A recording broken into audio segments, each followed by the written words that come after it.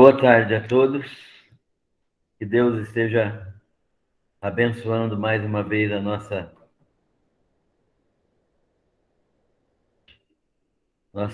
estudo da carta aos Romanos.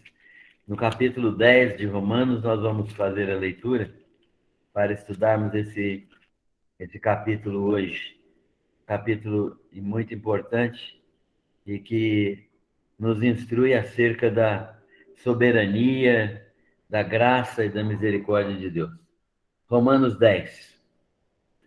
Irmãos, a boa vontade do meu coração e a minha súplica a Deus a favor deles, dos judeus, são para que sejam salvos, porque lhes dou testemunho de que eles têm zelo por Deus, porém não com entendimento. Porquanto, desconhecendo a justiça de Deus e procurando estabelecer a sua própria, não se sujeitaram à que vem de Deus. Porque o fim da lei é Cristo, para a justiça de todo aquele que crê. Ora, Moisés escreveu que o homem que praticar a justiça decorrente da lei viverá por ela. Mas a justiça que o homem decorrente da fé, a justiça decorrente da fé, assim diz: não perguntes em teu coração quem subirá ao céu, isto é, para trazer do alto a Cristo, ou quem descerá ao abismo, isto é, para levantar Cristo dentre os mortos. Porém, que se diz? A palavra está perto de ti, na tua boca e no teu coração. Isto é, a palavra da fé que pregamos. Se com a tua boca confessares Jesus como Senhor, e em teu coração creres que Deus o ressuscitou dentre os mortos, serás salvo. Porque com o coração se crê para a justiça, e com a boca se confessa a respeito da salvação. Porquanto a Escritura diz: todo aquele que nele crê não será confundido, pois não há distinção entre judeu e nem grego, uma vez que o mesmo é o Senhor de todos, rico para com todos os que o invocam. Porque todo aquele que invocar o nome do Senhor será salvo. Como, porém, invocarão aquele em quem não creram? E como crerão naquele de quem não nada ouviram? E como ouvirão se não há quem pregue? E como pregarão se não forem enviados? Como está escrito: quão formosos são os pés dos que anunciam coisas boas. Mas nem todos obedeceram ao evangelho, pois Isaías diz: Senhor, quem acreditou na nossa pregação?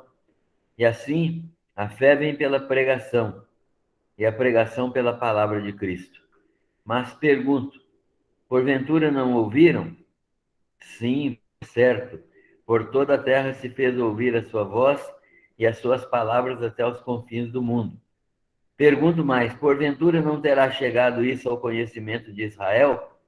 Moisés já dizia: eu vos porei em ciúmes com um povo que não é nação, com gente insensata eu vos provocarei a ira. E Isaías a mais se atreve e diz: fui achado pelos que não me procuravam, revelei-me aos que não perguntavam por mim.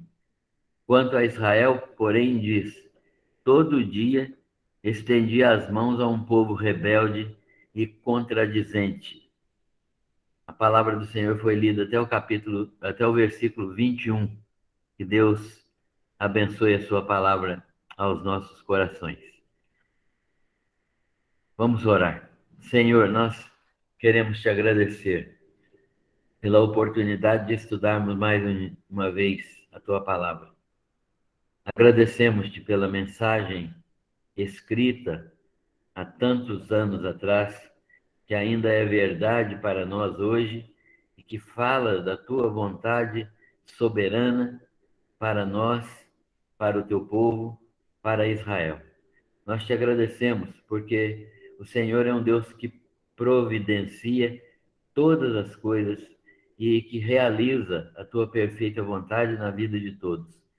Por isso nós te agradecemos e te louvamos, pedindo ao Senhor que nos abençoe nesta tarde e ao estudarmos a tua palavra tenhamos consciência de quem tu és, de quão maravilhoso é o teu plano e de quão perfeito é o teu entendimento. Nós oramos pedindo as bênçãos do Senhor para cada pessoa que participa, para aqueles que vão ainda participar, aqueles que vão ver pela internet, que o Senhor nos ajude todos a compreender a tua palavra. Nós oramos em nome de Jesus. Amém. Irmãos, o texto bíblico de hoje é um dos textos mais difíceis de toda a carta de Romanos e do Novo Testamento. Na semana passada, nós vimos Paulo argumentando sobre a justiça de Deus, como que Deus é justo, mesmo quando ele rejeita a Israel. Nós vimos no capítulo 9 que Deus rejeitou a Israel, porque Israel rejeitou ao Senhor. Quando Jesus veio para este mundo e que ele entrou na nossa história e se tornou o nosso Salvador, ele foi rejeitado pela nação de Israel e foi crucificado pela nação de Israel. Essa rejeição trouxe também rejeição do próprio Deus à nação de Israel, porque a nação de Israel não quis receber Jesus. Algumas pessoas receberam Jesus, alguns judeus, mas não toda a nação.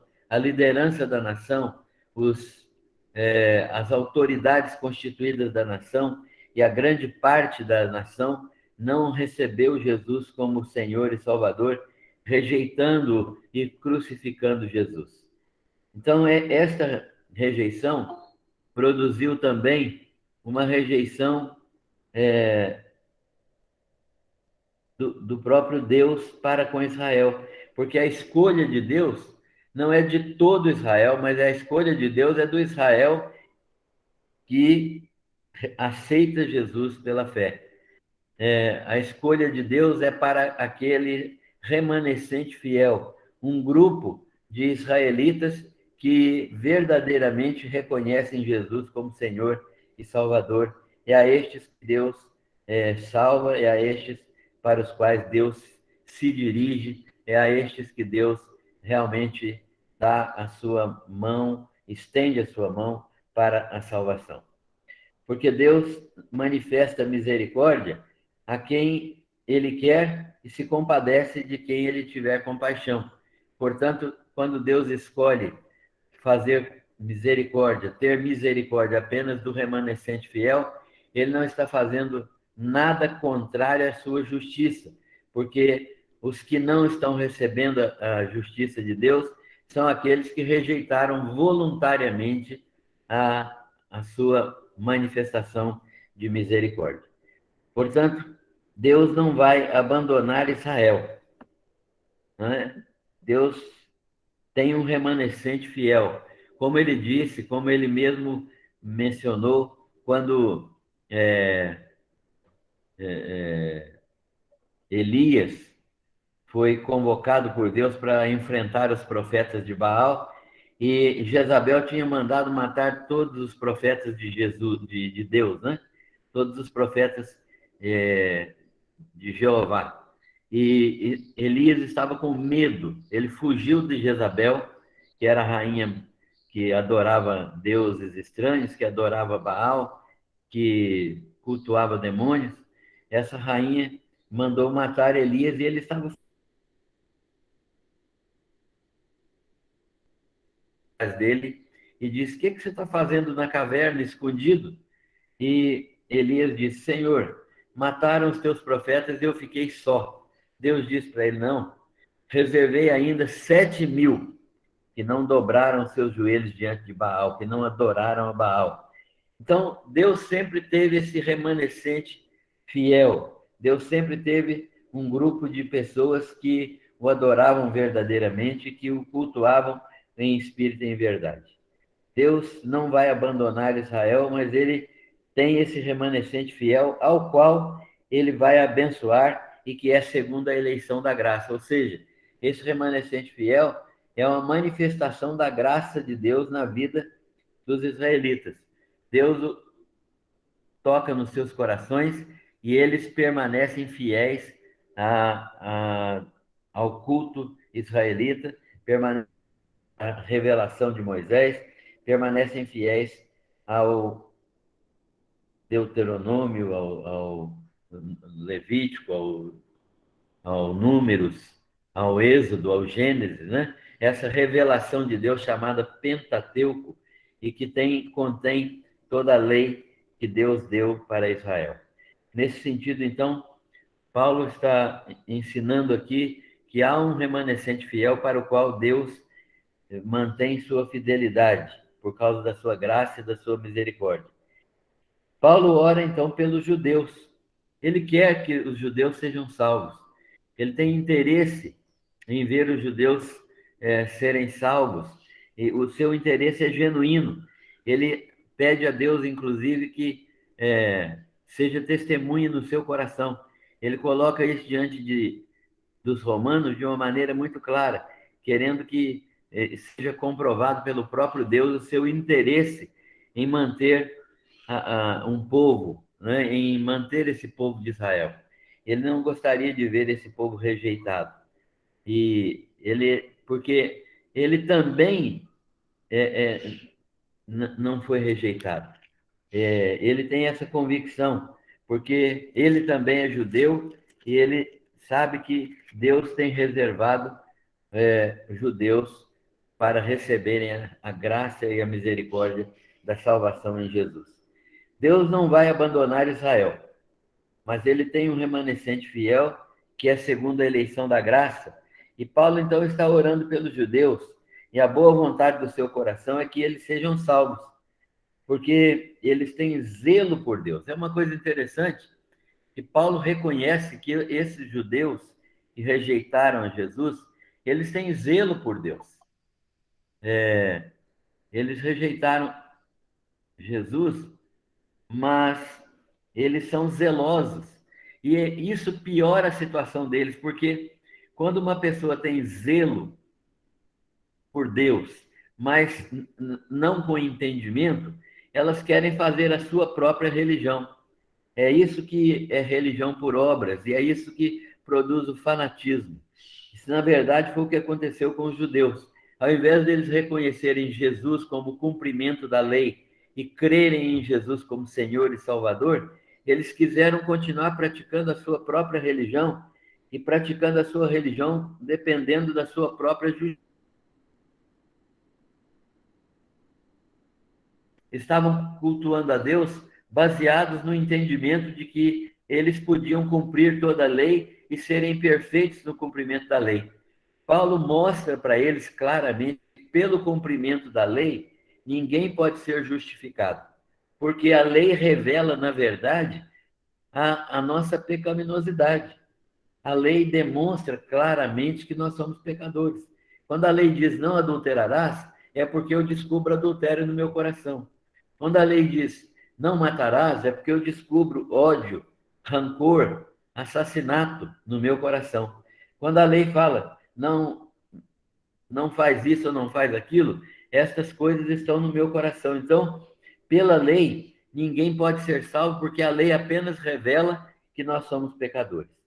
E os fariseus, o grupo de fariseus, o grupo de judeus que rejeitou a Cristo, eles queriam que a sua prática da lei os justificasse diante de Deus, e isso não pode acontecer porque a prática da lei revela apenas que nós somos pecadores. Paulo mostrou no capítulo 2 que o judeu é tão pecador quanto o gentio, porque todos pecaram e destituídos estão da glória de Deus. Quando o judeu critica um gentio pelo que ele está fazendo, ele está criticando a si mesmo, porque ele também pratica o mesmo que o gentio pratica. Portanto, pela lei, ninguém pode ser salvo. E não adianta cumprir a lei para ser salvo, que é o que os judeus queriam fazer. Paulo, então, ora por eles, pedindo que eles tenham zelo por Deus, mas que eles tenham também entendimento. porque eles não estão tendo entendimento. Que tipo de entendimento é esse que Paulo está dizendo? Eles desconhecem a justiça de Deus pela fé. Desconhecem não porque não ouviram falar, desconhecem porque não aceitam Jesus como Senhor e Salvador, como Jesus como cumprimento perfeito da lei na cruz do Calvário. Então, eles desconhecem a justiça de Deus pela fé e procuram estabelecer a sua própria justiça. Ora, diante de Deus, ninguém pode ser salvo pela sua própria justiça, porque a nossa própria justiça é injustiça. A nossa própria justiça é pecado. A nossa própria injustiça não é santidade, é somente uma tentativa de fazer aquilo que Deus quer, mas uma tentativa frustrada, porque nós não conseguimos andar em obediência à lei de Deus. Então, Paulo diz para eles assim: olha, o fim da lei é Cristo. O fim da lei é Cristo. Isto é, ninguém pode ser salvo pela prática da lei, porque a lei, na verdade, foi dada para nos apontar para Cristo. A lei veio para dizer assim: olha, você é pecador, você precisa de Cristo. É isso que a lei veio fazer. A lei não veio para ser salvo, né? Jesus deu o exemplo daquele fariseu que estava orando em pé na praça e dizia: Senhor, eu te dou graças porque não sou como os demais homens, jejuo 2 vezes por semana, dou o dízimo de tudo aquilo que eu possuo, faço orações públicas nas ruas.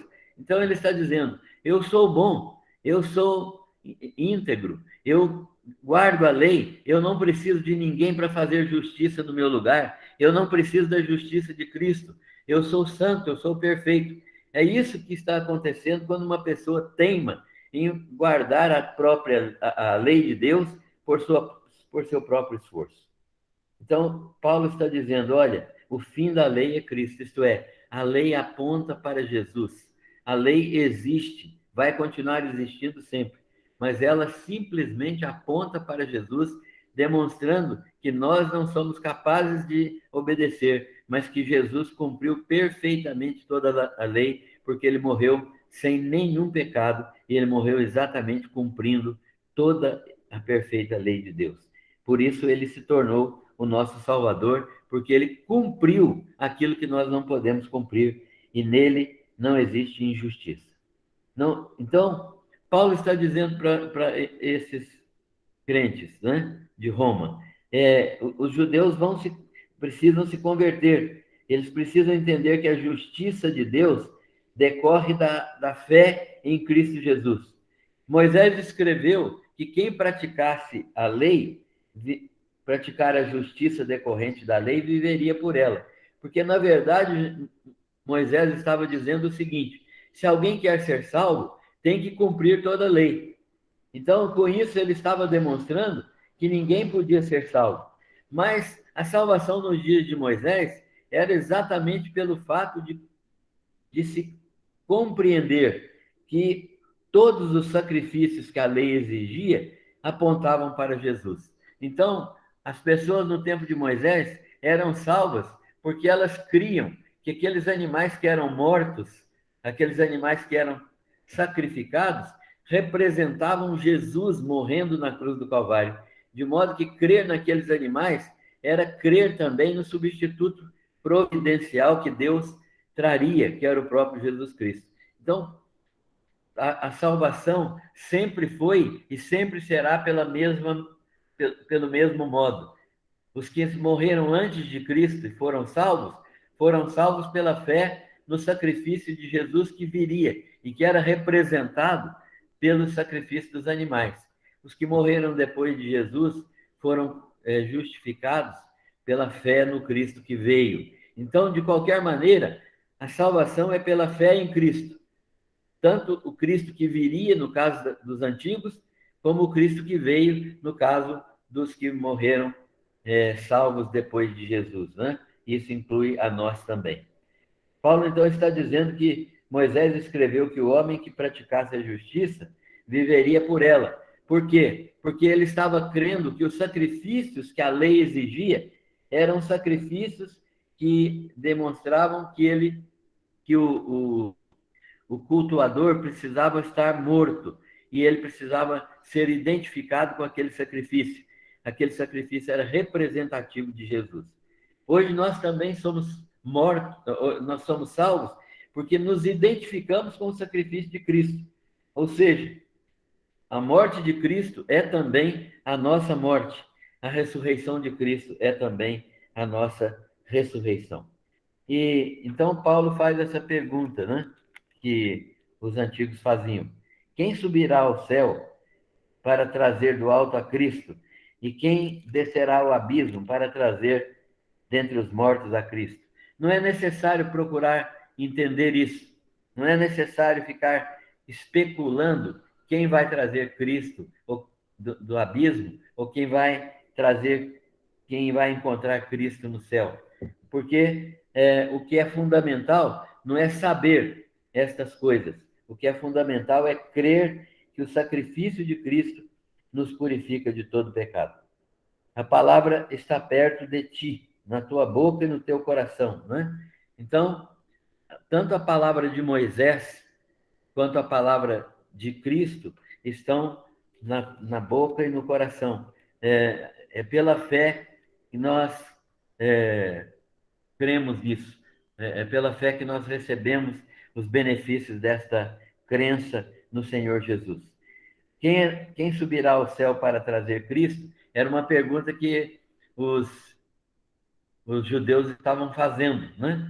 Mas Paulo está dizendo, ele já veio, vocês precisam crer, em vez de ficar perguntando quem vai trazê-lo, ele já veio e vocês precisam crer. E quem descerá ao abismo, porque ele morreu, né?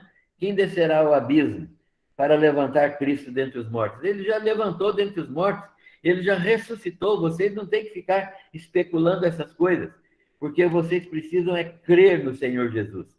Ao invés de especular de onde que ele veio e quem vai buscá-lo dentre os mortos, vocês precisam crer que ele já veio e que ele ressuscitou dentre os mortos e que nós estamos pregando esta ressurreição a vocês.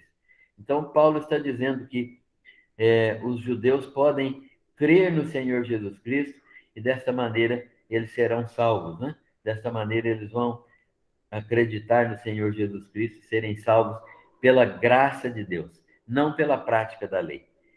E Paulo então continua dizendo: a palavra da fé que pregamos é esta: se com tua boca confessares Jesus como Senhor e em teu coração creres que Deus o ressuscitou dentre os mortos, serás salvo. Vocês não precisam de especulação. Quem trouxe Jesus, como é que ele veio, de onde que ele veio, para onde que ele vai, como é que ele morreu, por que que ele morreu, se ele já ressuscitou ou não ressuscitou. Não é isso que vai salvar vocês.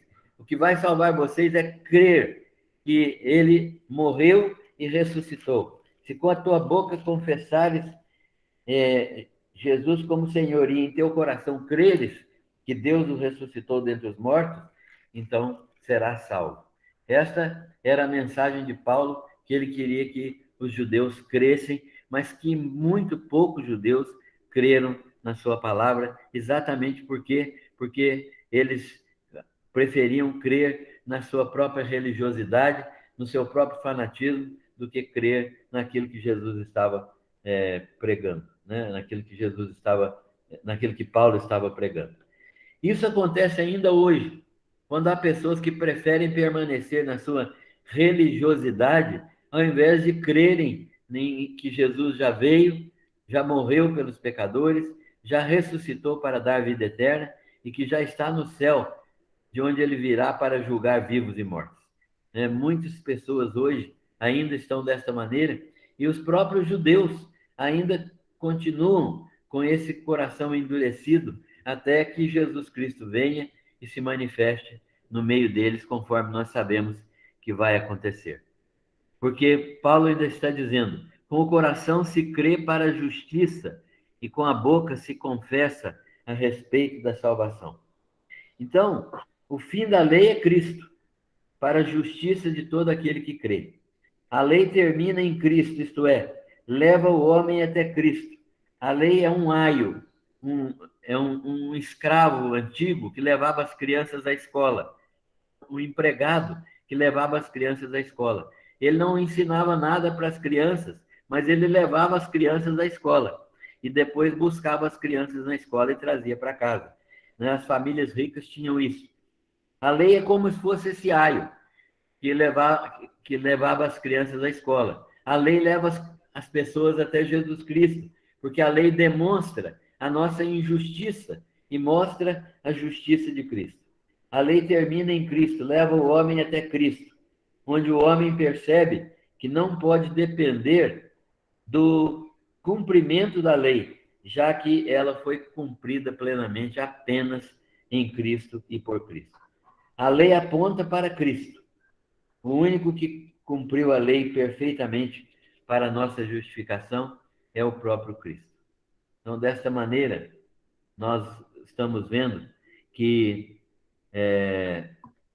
o texto não nos diz que Cristo extinguiu a lei. Há algumas pessoas que pensam que Cristo extinguiu a lei, que não há mais lei. Não, a lei continua existindo. Ela é o reflexo do caráter de Deus. Ela é o padrão de justiça do Velho Testamento e do Novo Testamento. Mas ela simplesmente demonstra que nós não podemos cumprir a lei, que nós não temos competência para obedecer toda a lei, que nós falhamos. E ela então aponta para aquele que não falhou, que é Jesus Cristo, pelo qual, pela justiça de quem nós podemos ser salvos, né? Pelo qual nós alcançamos a nossa salvação. A lei continua existindo, mas ela não opera salvação, só condenação.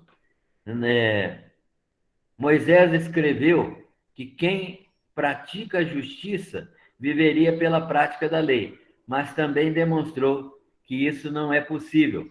Por isso, Moisés diz que as pessoas poderiam ser salvas crendo que aqueles sacrifícios do Velho Testamento apontavam para Jesus Cristo, de modo que o Salvador não é o cordeiro que morre, mas é o cordeiro de Deus que é Jesus. Não é o animal que é sacrificado, mas é Jesus que foi morto e ressuscitou pelos nossos pecados. Moisés escreveu então isto para que nós pudéssemos entender que a salvação só é possível mediante um sacrifício com derramamento de sangue, que é o sacrifício de Jesus. A justiça que procede da fé não procura ensinar ou não procura evasivas, não procura ensinar como está, onde está a palavra que cremos, por que nós cremos, qual a razão de Jesus ter vindo. Não é isso. Isso são evasivas. A palavra é uma palavra de fé. A palavra já demonstrou que Jesus já veio, que ele desceu do céu, que ele morreu na cruz pelos nossos pecados e que quem crer nele será salvo. De modo que Paulo está dizendo, se com tua boca confessares e em teu coração creres, então serás salvo, né? Crer que Jesus ressuscitou dos mortos, a salvação é dada para aquele que crê, né? Então todos os que creem serão salvos. Porque com o coração se crê para a justiça e com a boca se confessa para a salvação. Ou seja, é necessário crer e a crença é operada no coração, mas é necessário confessar. Jesus exige que o crente o confesse. A nossa profissão de fé tem esse valor de confessarmos publicamente que Jesus é o nosso Salvador. Quando nós cremos e diante da igreja confessamos Jesus como nosso Salvador, nós estamos fazendo exatamente isso que Paulo disse e falou aqui neste texto que nós estamos estudando. Porque com o coração se crê para a justiça e com a boca se confessa para remissão de pecados, para a salvação. Todo aquele que nele crê, no Senhor Jesus, não será confundido, ou seja, será recebido nas mãos, nos braços do Pai Celestial. Não há mais distinção, portanto, entre judeu e grego, porque o mesmo Senhor é o Senhor de todos, rico para com todos que o invocam. Ou seja, o método de salvação de judeu e de grego é o mesmo. Os judeus não são diferentes nessa questão. É isso que Paulo está ensinando aqui. O judeu não vai ser salvo de um modo diferente do gentio, do grego, né? o judeu vai ser salvo do mesmo modo. Não há mais distinção entre judeu e grego, porque o mesmo Senhor é o Senhor de todos, rico para com todos os que o invocam. Ou seja, Deus é misericordioso e a sua misericórdia é rica, estende-se para com todos que o invocam. E é necessário invocar, pois, o nome do Senhor. E agora Paulo vai dizer, como está escrito, quem invocar o nome do Senhor será salvo. Então, judeus ou gregos, invocando o nome do Senhor, buscando o Senhor de todo o coração, serão salvos. Paulo justifica sua ação de pregar o evangelho. Ele afirma, então, que deve pregar o evangelho, porque tanto judeus como gregos precisam de entender a palavra do Senhor. Como invocarão aquele em quem não creram? Ou seja, se Paulo não pregar o evangelho, e todos nós não pregarmos o evangelho por indução, se nós não pregarmos o evangelho, e Paulo está dizendo isso dele, né? Se ele não pregar, como as pessoas vão invocar aquele em quem não creram?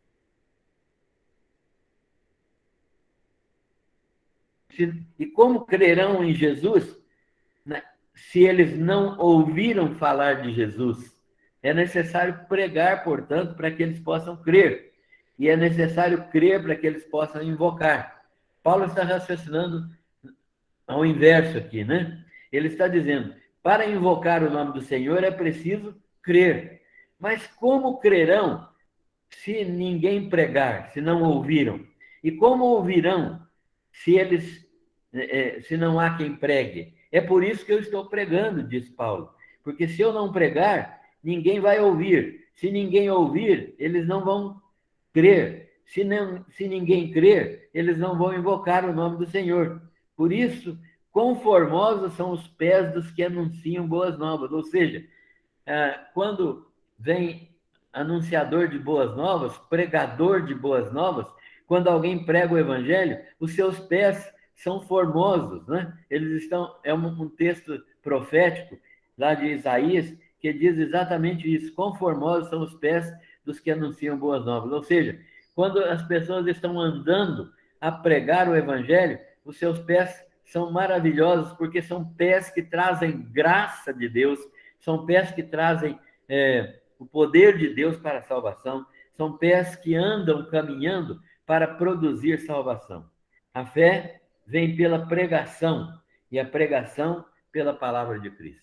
Então, Paulo está justificando o evangelho. Prega o evangelho tanto a judeus como a gentios, porque a salvação vem pela palavra de Cristo, a pregação da palavra de Cristo. A fé vem pelo ouvir a pregação, e a pregação vem pela palavra de Cristo anunciada. Deste modo, portanto, como invocarão aquele em quem não creram?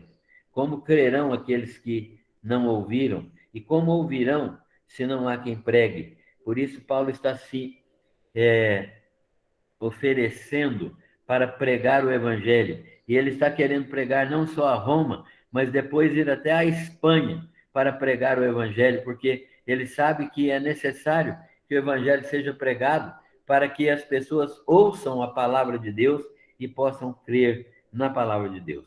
A fé vem pela pregação, pelo ouvir, né? E ouvir a pregação pela palavra de Cristo. Paulo, então, afirma que eles ouviram, certamente, porque a palavra se fez ouvir em toda a terra e até os confins do mundo. Será que isso não chegou ao conhecimento de Israel? Paulo diz que isso chegou ao conhecimento de Israel, mas Moisés já dizia de Deus, né, que esse povo receberia a pregação, mas não creria. E Deus, por meio de Moisés, também fala que ia colocar esse povo em ciúmes com um povo que não é nação, com uma gente insensata que Deus salvaria para provocá-los à ira. Isaías também fala: fui achado pelos que não me procuravam, revelei-me aos que não perguntavam por mim. Isso é Deus falando, né? Quanto a Israel, todos os dias estendia as mãos a um povo rebelde e contradizente. O que está sendo dito aqui? Está sendo dito que a pregação do evangelho foi feita de tal modo que até os gentios que não queriam alcançar, que não queriam nada com Deus, ouviram e se converteram. Mas o povo de Israel, rebelde e contradizente, ouviu e não se converteu. Paulo está dizendo apenas, então, que Deus nunca deixou de anunciar a palavra ao povo de Israel. Que se o povo de Israel não está crendo, se a maioria não está crendo no Evangelho, é porque eles são um povo rebelde, um povo contradizente. E esse povo rebelde e contradizente rejeita a palavra do Senhor. Mas Isaías prega e Paulo também prega, porque eles estão certos de que há um remanescente fiel, sobre o qual nós já falamos, e esse remanescente fiel, Deus tem razões para mantê-lo firme na palavra do Senhor. E Deus tem razões também para rejeitar Israel, porque Israel rejeitou o Senhor e a sua palavra. Deste modo, portanto, nós estamos vendo que Israel está rejeitando a palavra do Senhor porque tem um coração endurecido, não por falta de pregação da palavra do Senhor. O texto, portanto, termina e nós vamos ver que a carta aos Romanos revela o grande amor e a misericórdia de Deus por judeus e gentios. Por quê? Porque todos pecaram e destituídos estão da glória de Deus, mas Deus está pregando o seu evangelho por meio dos pregadores, por meio de Paulo, por meio da igreja, por meio dos que pregam o evangelho hoje. Paulo está dizendo, então, que Deus está anunciando a palavra e essa palavra está sendo rejeitada por causa da dureza de coração do povo de Israel. A carta aos Romanos revela, então, o grande amor e a misericórdia de Deus por judeus e gentios. Deus também rejeitou Israel temporariamente, porque Deus tem promessas feitas a Abraão, Isaque e Jacó, então essas promessas são inquebráveis. Essa é uma aliança que não pode ser desfeita. E nós participamos desta aliança em Cristo, porque esta aliança se cumpre em Jesus.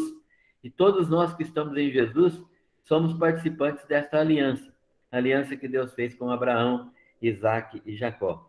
Então, Deus vai tratar ainda com o Israel rebelde? Vai. Por quê? Porque Deus é fiel às promessas que ele fez a Abraão, Isaque e Jacó, de abençoar toda a sua descendência.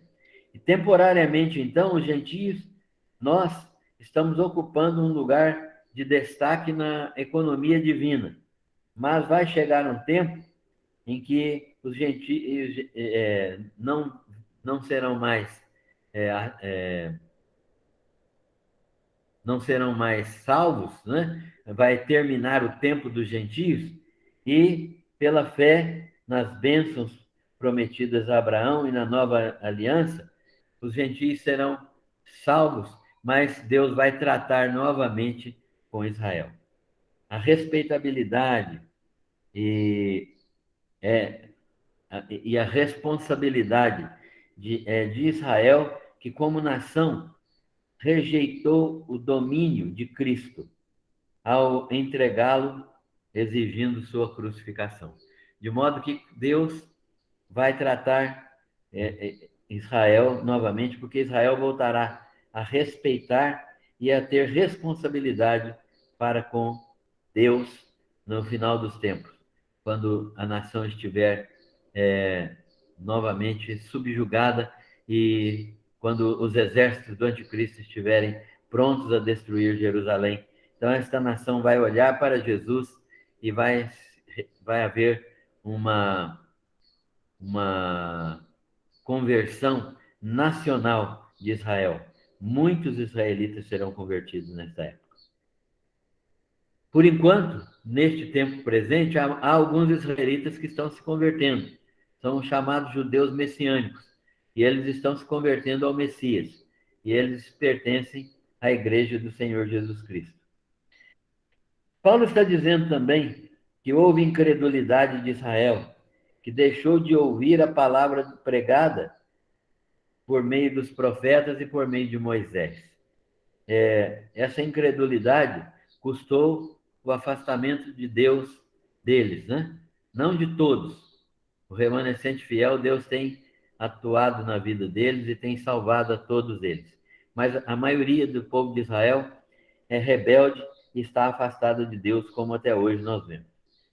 Os judeus hoje podem ser atingidos pela palavra pregada e podem crer no Senhor Jesus Cristo por meio do Evangelho. Aliás, há muitos judeus que estão crendo atualmente no poder do Evangelho. E, finalmente, nós temos que pensar qual tem sido a nossa participação na obra missionária. Os judeus precisam de pregadores. O texto de Romanos diz assim: como ouvirão se não há quem pregue? Como pregarão se não forem enviados? É uma pergunta de resposta difícil, porque nós precisamos entender que há uma responsabilidade nossa para pregar o Evangelho. E onde estão os que poderiam ser enviados a pregar em Israel, né? Nós precisamos dar esse testemunho. Hoje a igreja tem mantido uma missão em Israel, né? A igreja evangélica, de um modo geral, tem mandado pregadores para Israel exatamente para cumprir esta palavra profética. Como ouvirão se não há quem pregue? Como pregarão se não forem enviados, né? Para que o povo de Israel possa invocar o nome do Senhor e ser salvo. Então nós terminamos o capítulo 10, que nos mostra que, mesmo sendo chamado povo de Deus, o povo de Israel se rebelou contra Deus e o crucificou, o entregou à crucificação. Mas Deus reservou para si um remanescente fiel, e por meio desse remanescente fiel tem sido manifesta a misericórdia de Deus, e Deus tem mandado o seu recado de salvação para o povo de Israel, né? E que eles precisam apenas crer nesta palavra, a palavra que está no coração, que está na boca, né? Se com a tua boca confessares e em teu coração creres para a justiça, serás salvo. E Deus, então, tem a sua igreja, e a sua igreja precisa estar pronta para anunciar o evangelho a Israel. Israel vai ser salvo, vai ser alcançado pela misericórdia de Deus por causa das promessas feitas a Abraão, Isaque e Jacó, que a sua descendência seria libertada, seria salva, né? A descendência desses patriarcas seria alcançada pela misericórdia de Deus. Deus tem, então, um futuro para Israel. Israel não está definitivamente condenado, está temporariamente condenado. Deus tem um futuro para Israel. E na semana que vem, o capítulo 11 vai demonstrar exatamente esse futuro de Israel. Como vai acontecer, o que vai acontecer com Israel na vida futura, né? Dentro da perspectiva futura. Que Deus esteja abençoando a nossa vida para compreendermos que a misericórdia de Deus se estende a gentios e judeus, porque Deus encerrou todos, gentios e judeus, debaixo da desobediência, para que ele pudesse usar de misericórdia para com gentios e para com judeus, e para que o processo de salvação fosse o mesmo, tanto para gentios como para judeus. Que a graça do Senhor abundante nos permita compreender esta palavra que ele nos ministra hoje, por intermédio deste estudo de Romanos 10. Deus abençoe a todos.